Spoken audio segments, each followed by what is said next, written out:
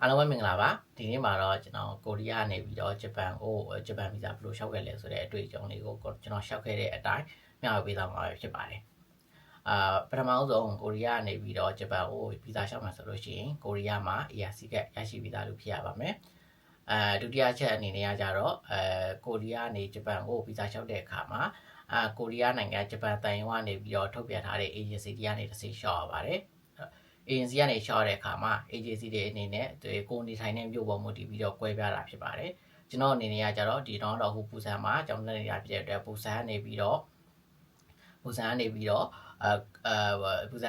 ့เนาะဂျပန်ကိုကျောင်းသားတယောက်အနေနဲ့ဗီဇာဘယ်လိုလျှောက်ခဲ့လဲဆိုတဲ့ process တွေကိုဟိုမြောက်ပေးတော့မှာဖြစ်ပါတယ်ဒီအားကြတော့ပေါ့နော်အခုကျွန်တော်ကျောင်းသား status နဲ့လည်းနေတာဖြစ်တဲ့အတွက်တခြားဥမာကိုရီးယားမှာတခြား status နဲ့နေတာဖြစ်ဖြစ်တခြားမြို့နယ်မှာဖြစ်ဖြစ်နေတဲ့လူတွေအနေနဲ့ကကြတော့ဒီဗီဇာလျှောက်တဲ့အခါမှာ agency ကွာတာကြောက်ရယ်နောက်တစ်ခုကနေတဲ့နေရာနဲ့ဒီကိုနေတဲ့ status ကွာခြားချက်တွေကြောင့်အပြောင်းလဲနေချင်းတော့ရှိနေပါတယ်ကျွန်တော်အနေနဲ့ကကြတော့ကျွန်တော်လျှောက်ခဲ့တဲ့အတွေ့အကြုံအတိုင်းကိုပဲတစ်စိမ့်ချင်းဒီပြောပြပေးသွားမှာဖြစ်ပါတယ်ပထမဆုံးအနေနဲ့ကျွန်တော်တို့အနေနဲ့ကြတော့เนาะ agency အနေရှောက်ရမယ့်အခါမှာ agency ရွေးတယ်ပေါ့เนาะရွေးတဲ့အခါမှာ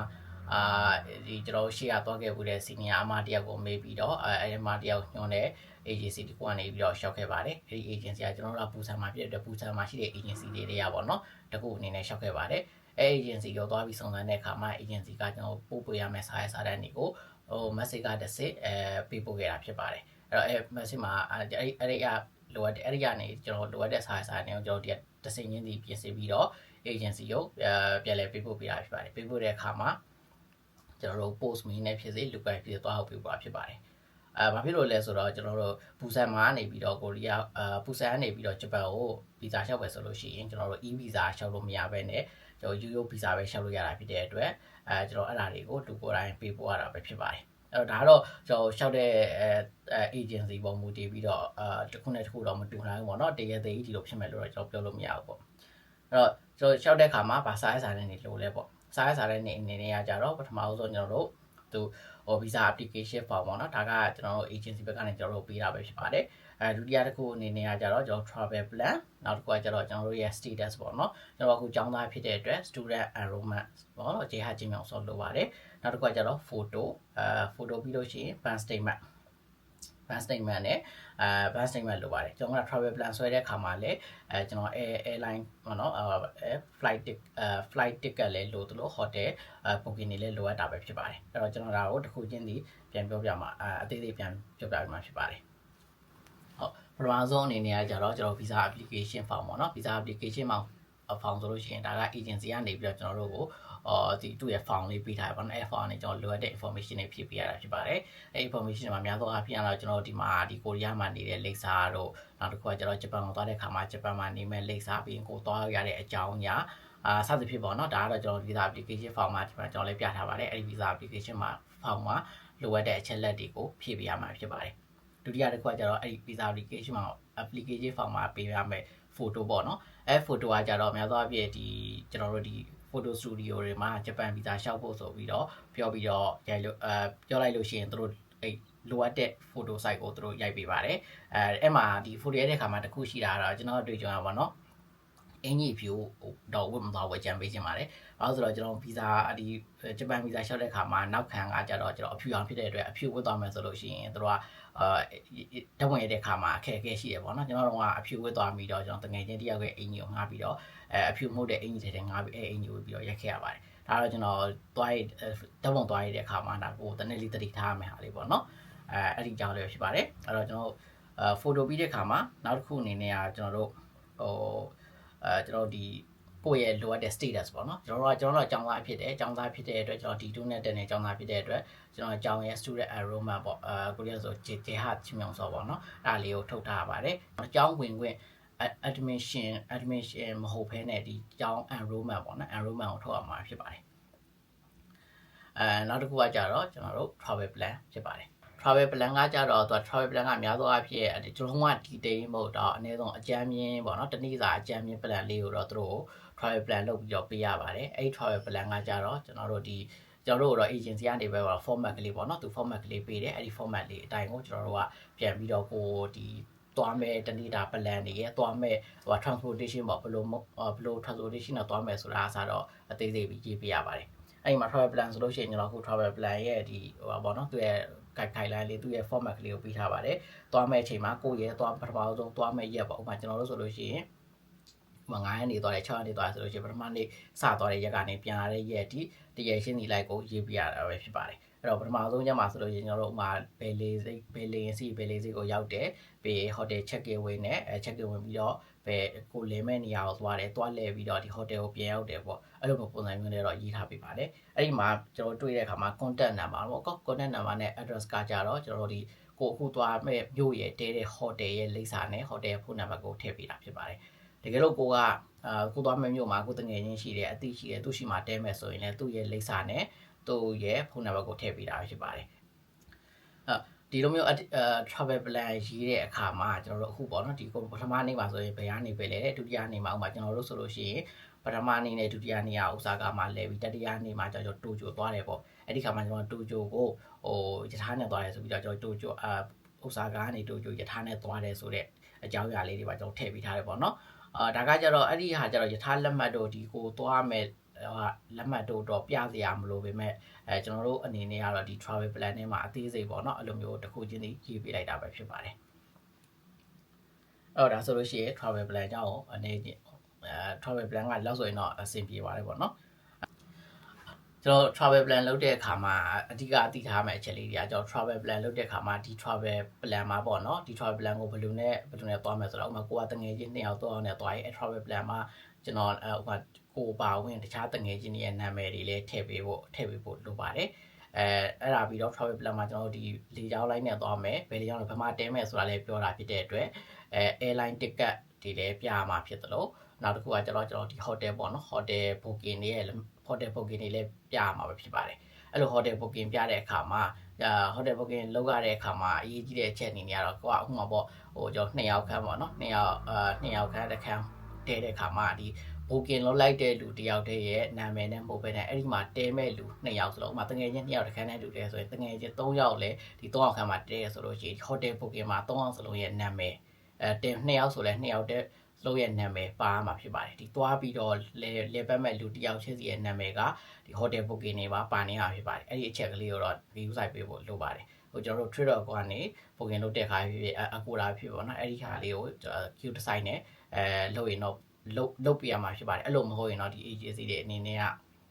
ကျွန်တော်သွားခဲ့တဲ့ agency အနေနဲ့ဆိုလို့ရှိရင်တော့ကျွန်တော်ပြန်ပြီးတော့ကျွန်တော်အနေနဲ့အဲ့လိုပထမတစ်ချိန်လုပ်ခဲ့တာမပါခဲ့ဘူးပေါ့နော်အဲ့ဒါကြောင့်မလို့ဒီ agency အနေနဲ့ကကြတော့ကျွန်တော်တို့ဒီ2ယောက်3သွားမယ်ဆိုလို့ရှိရင်2ယောက်3ယောက်ဆိုသွားမယ်ဆိုတော့3ယောက်ဒီလူတိုင်းရဲ့နာမည်ပါဖို့လိုတယ်လို့ပြောရပါတယ်အဲ့ဒါကြောင့်မလို့ဒီ hotel booking လုပ်တဲ့ခါမှာလည်းအဲ့ဒါကိုလည်းသတိထားရင်တော့ပို့ပြီးတော့ကောင်းပါတယ်နောက်ဆုံးတစ်ခုကကြတော့ bank statement ပေါ့နော်bank statement ကကြတော့ bank statement များရင်တော့ပို့ပြီးတော့ကောင်းတာပေါ့နော်ကျွန်တော်တို့အနေနဲ့အခု travel plan မှာ၄ညအိမ်9ရက်ခီးဖြစ်တဲ့အတွက်စုစုပေါင်းကျွန်တော်bank statement ကို340ဝန်းကျင်လောက်ပြခဲ့တယ်ပေါ့နော်ဘန်340ဝန်းကျင်လောက်ပြခဲ့တယ်ပြခဲ့ပြီးတော့ကျွန်တော်ဒီစာရဲ့လိုအပ်တဲ့စာရဲ့ရောခုနကျွန်တော်ပြစာရဲ့နေကိုကျွန်တော် agency ကိုသွားပြီးတော့ပြီးခဲ့တယ်ပေါ့ဒါပေမဲ့အဲ့ချိန်မှာ agency ကကျွန်တော်ပြန်ပြီးတော့ဆက်သွယ်လာတယ်ကျွန်တော် bank statement အနေနဲ့ကကျွန်တော်ဒီနည်းနည်းနဲတယ်ပေါ့နော်ထပ်ပြီးတော့ပေးနိုင်မလားလို့တော့သူတို့ကပြောတယ်ဘာလို့ဆိုတော့ဒီကျွန်တော်ဂျပန်ဗီဇာကbank statement အများရင်တော့ပို့ပြီးကောင်းတာဆိုတော့လေအဲ့တော့ဒါပေမဲ့ကျွန်တော်အနေနဲ့ကကျွန်တော်ဒီမှာចောင်းသားလေးဖြစ်တယ်ကျွန်တော်အနေနဲ့ဒီထက်ပိုပြီးလဲဟို bank statement ပေးဖို့အစိမပြေတော့ဘောနော်ကျွန်တော်အဲ့ဒါနဲ့ကျွန်တော်ဒီအတိုင်းပဲတင်ခဲ့တယ်ပေါ့တင်ခဲ့ပေမဲ့ဗီဇာကတော့ရခဲ့ပါတယ်ပေါ့နော်အဲ့ကျွန်တော်4ည8 9ရက်ခီးစဉ်ကို340ဝန်းကျင်လောက်နဲ့ bank statement ပြခဲ့တယ်ပေါ့ကျွန်တော် bank statement ကိုကျွန်တော်ဟနာဘန်ပဲကျွန်တော်ဟနာဘန်ကိုအနေထုတ်ခဲ့တယ်bank statement ထုတ်တဲ့အခါမှာတော့ကျွန်တော်ဒီ bank statement ကိုအင်္ဂလိပ်လိုပဲထုတ်မယ်ဆိုပြီးပြောပြီးထုတ်ခဲ့တယ်ပေါ့ဒါပေမဲ့ကျွန်တော် bank statement ထုတ်တဲ့အခါမှာတော့ဒီကျွန်တော်ဘာကြောင့်ရအတွက်ထုတ်တာလဲဆိုတာလေးရယ်နောက်တစ်ခုကကျွန်တော်ဒီကျွန်တော်ပတ်စံကဘယ်ကဝင်လဲပေါ့ကျွန်တော်ဝင်ငွေလမ်းကြောင်းရယ်အဲ့ဒါလေးတော့သူတို့ပြီးခဲ့တယ်ပေါ့ channel တွေကျွန်တော်တကယ်ချင်းထုတ်တဲ့ ban တွေကြတော့ကျွန်တော်တကယ်ကြီးတော့ NH band တင်တယ်သူကြာရင်တော့သူ့တော့ကကျတော့ဘာမှတော့မမေးခဲ့ဘူးပေါ့ကျွန်တော်တို့အဲ့ဒါလေးမေးခဲ့တယ်ကျွန်တော်အနေနဲ့ကကျတော့ total 4ညရင်9ရက်ကို340ဝန်းကျင်နဲ့အဆင်ပြေခဲ့တယ်ပေါ့ညာတော့အဖြစ်တော့ agency တွေကတော့ဟိုများပေးနိုင်လေကောင်းတယ်ဆိုတဲ့သဘောမျိုးတော့ပြောကြတယ်ပေါ့ဒါပေမဲ့ကျွန်တော်အနေနဲ့ကကျတော့လေ ဒီထက်ပို့ပြီးတော့အဆင်မပြေတော့တဲ့အတွက်ဒီလောက်နဲ့ပဲသွားခဲ့တာပေါ့နော်ဒါပေမဲ့လည်းအဆင်တော့ပြေခဲ့ပါတယ်နောက်ဆုံးဒီဗီဇာကတော့ကျွန်တော်အခုရှောက်ပြီးတော့ရက်ပိုင်းတွင်းကိုပဲရတယ်ပေါ့နော်ကျွန်တော် bank statement ထုတ်တဲ့ခါမှာအရေးကြီးတဲ့အချက်ကကြတော့ဒီ bank statement ကသူ bank statement ထုတ်ပြီးတဲ့အချိန်ကနေပြီးတော့3ရက်အတွင်းတော့ဖြစ်ဖို့လိုတယ်ပေါ့နော်အဲ့ဒီတည်းကြာသွားရင်တော့ဒါ bank statement အသစ်ပြန်ထုတ်ရမယ်အနေထားမှာရှိတယ်ပေါ့နော်အဲ့ဒါလေးတော့နည်းနည်းသတိလေးထားသေးချင်ပါတယ်အဲ့တော့ဂျပန်ဗီဇာလျှောက်လို့ရှိရင်ဘယ်လောက်ကြာမလဲဆိုတော့ကျွန်တော်တို့အနေနဲ့ကကျတော့ဒီကျောင်းတွေလည်းရှိနေတာဖြစ်တဲ့အတွက်ပေါ့နော်ကျွန်တော်တို့ဒီတောက်ကြနေဒီလိုအပ်တဲ့ခုနစားတဲ့နေကိုတောက်ကြနေညနေကြမှာသွားပြီးတော့ဒီတိုင်agency ကိုသွားပြီးပေးခဲ့တယ်ပေါ့နော်ကျွန်တော်တို့သွားပေးတဲ့အခါမှာ agency မှာဒီကျွန်တော်တို့စားတဲ့နေစစ်ပေးတဲ့ဒီ consultant အနေနဲ့ကတော့ယုံစင်းသွားတာဖြစ်တဲ့အတွက်အဲ့ဒီမှာတော့ကျွန်တော်တို့ဒီစားတဲ့တင်ခဲ့ရတယ်ပေါ့နော်မစစ်ခဲ့ရဘူးဒါပေမဲ့နောက်တစ်ပတ်တနင်္လာနေ့မှာကြတော့ဒီကျွန်တော်တို့ရဲ့ဒီ consultant ကနေပြီးတော့စီစစ်ပေးပြီးတော့တင်းနာနေမှာပဲသူဒီတိုင်ရုံးကိုတင်ပေးလိုက်တယ်လို့ကျွန်တော် information ရခဲ့တယ်ပေါ့နော်အဲ့တော့ကျွန်တော်တို့တင်းနာနေမှာတင်ပေးလိုက်ပြီးတော့ဗုဒ္ဓဦးနေ့လေလောက်မှာကျွန်တော်တို့ဗီဇာပြန်ရပြီလို့အကြောင်းပြန်ရခဲ့တယ်ပေါ့နော်အဲ့တော့တိုတယ်အားဖြင့်သူဒီတိုင်ရုံးကိုကျွန်တော် agency ကိုစာတင်ခဲ့တဲ့မဟုတ်ဘဲနဲ့တိုင်ရုံးကိုတင်တဲ့အခြေအားဖြင့်ဆိုရင်တော့ကျွန်တော်တင်းနာနေရတင်တယ်ဗုဒ္ဓဦးနေ့မှာရတယ်ဆိုတော့အများသောအားဖြင့်3ရက်အတွင်းရခဲ့တယ်ပေါ့နော်ဒါကျွန်တော်တို့ရဲ့အတွေ့အကြုံပြန်ပြပြတာဖြစ်ပါတယ်ကျန်တဲ့လူတွေဘယ်လောက်ကြာတယ်ဘယ်လောက်ကြာနိုင်တယ်ဆိုတာတော့အတိအကျပြောဖို့တော့ခက်မှန်လို့ထင်ပါတယ်ကျွန်တော်တို့အနေနဲ့ကတော့ဒီဗီဇာကို3ရက်အတွင်းရခဲ့တာဖြစ်ပါတယ်အဲ့တော့ဂျပန်ကိုဗီဇာလျှောက်တဲ့အခါမှာဘယ်လောက်ကြိုပြီးတော့လျှောက်လို့ရလဲလျှောက်လို့ရလဲပေါ့နော်ဂျပန်ဗီဇာကကျတော့သူ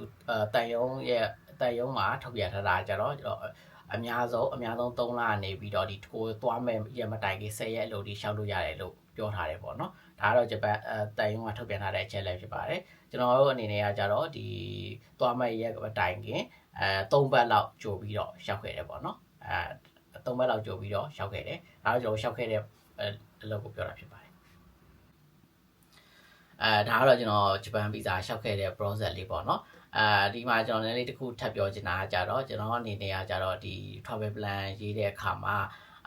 ကျွန်တော် bank statement လည်းဒီ40ဝန်းကျင်လောက်ပဲပြတာဖြစ်တဲ့အတွက်လီညာ9ရက်ခရီးဆိုပြီးတော့ travel plan လေးဆွဲခဲ့တယ်ပေါ့နော်ဒါပေမဲ့ကျွန်တော်တို့ဗီဇာရပြီးရင်တော့တကယ်တော့သွားတဲ့အခါကျတော့ကျွန်တော်ဒီ return flight ကိုပေါ့နော် return flight ကိုရက်လေးနည်းနည်းရွှေ့ပြီးတော့ကျွန်တော်9ည6ရက်အထိပေါ့နော်9ည6ရက်အထိတော့နေခဲ့လိုက်တယ်ပေါ့ဒါကတော့ကျွန်တော်လုပ်လိုက်တဲ့ကျွန်တော်အတွေ့အကြုံလေးကိုပြောတာဖြစ်ပါတယ်နောက်တစ်ခုကပြောဖို့ကြံသွားတဲ့တစ်ခုကပေါ့နော်ကျွန်တော်ဒီ bank statement ထုတ်တဲ့အခါမှာကျွန်တော်တို့ကtransition statement ပို့ခဲ့တယ်ကျွန်တော်ရဲ့ bank account ထဲမှာဘယ်လောက်ရှိလဲဆိုတဲ့ balance statement လေးကိုထုတ်ခဲ့တာပဲဖြစ်ပါတယ်အားလေးကြားပါလို့ပေါ့နော်အဲ့တော့ကျွန်တော်နောက်ဆုံးမိနစ်အနေနဲ့ပြောမှာဆိုလို့ရှိရင်ဒီ agency ဂျပန်ဗီဇာလျှောက်တော့မယ်ဆိုလို့ရှိရင် agency တွေကိုတေချာရွေးပါပြီးရင် agency ကပို့ပေးတဲ့ document တွေစာတဲ့နေကိုတေချာပြင်ပါဥပဒေပြtravel plan ရေးတဲ့အခါမှာလည်းနည်းနည်းသူ့ဘာသူလိုက်ရောညီတွေနဲ့သားစရာဖြစ်ဖို့နော်ဥပမာကျွန်တော်တနေ့တည်းမှာတင်နေရာဝေးတဲ့နေရာ4နေရာ5နေရာသွားလဲတာတို့ဒီတခြားပေါ့နော်ဒီတကယ်နဲ့ reality မဆန်တဲ့ travel plan လေးတော့နည်းနည်းရှောက်ပြီးတော့ကိုသွားမဲ့ပုံစံရဲ့ကိုလဲမဲ့ဟာလေးတွေကိုနည်းနည်းအသေးစိတ်လေးပေါ့နော်တေချာလေးစဉ်းစားပြီးရေးပြီးတော့ပိုကောင်းပါတယ်နောက်တစ်ခါကျတော့ photo ရိုက်တဲ့အခါမှာလည်းဒီကျွန်တော်တို့တေချာလေးပေါ့ studio မှာသွားပြီးတော့တေချာပြောဆိုပြီးတော့ရိုက်စေချင်ပါတယ်နောက်တစ်ခုပြောစေချင်ပါတယ်အခုဒီကျွန်တော်ပြောခဲ့သလိုပေါ့နော်အဝယ်စားကိုလည်းတေချာလေးဝစ်စင်သွားဖို့တော့ပြောချင်ပါတယ်ခင်ဗျအဲ့တော့ကျွန်တော်ဂျပန်ဗီဇာလျှောက်ခဲ့တဲ့ process ကတော့ဒီတိုင်းပဲဖြစ်ပါတယ်ဒီဗီဒီယိုလေးကတော့ဒီလောက်ပါပဲအဲ့တော့သိချင်တာရှိလို့ရှိရင်မေးချင်တာရှိလို့ရှိရင် comment မှာပြခဲ့လို့ရပါတယ်နောက်ဗီဒီယိုတွေမှာပြပြပါမယ်တာ